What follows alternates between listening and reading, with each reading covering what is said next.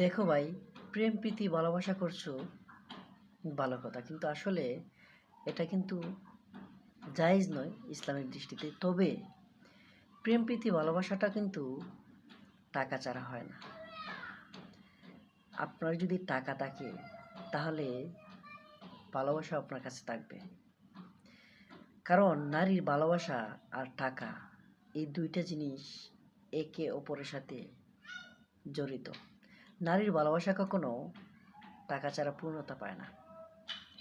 এজন্য পুরুষ, তুমি টাকা ইনকাম করো। টাকা ছাড়া ভালোবাসা কোন দিক দিয়ে যে পালিয়ে যায় সেটা তুমি নিজেও বলতে পারবে না।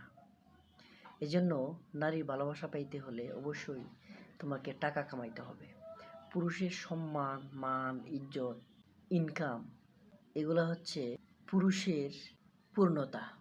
এজন্য তুমি টাকা ইনকাম করো, নিজেকে আগে পরিপূর্ণভাবে প্রকাশ করো, নিজে আগে টাকাওয়ালা হও, তারপর নারীর ভালোবাসা খুঁজে নিও। না হয় আপনি যদি নারীকে ভালোবাসেন, কখনো যদি আপনার শূন্য পকেট থাকে, এই ভালোবাসা কখনো আপনার পরিপূর্ণ হবে না ভাই। এই ভালোবাসাটা মনে মনেই থাকবে, কখনো আপনার পূরণ হবে না।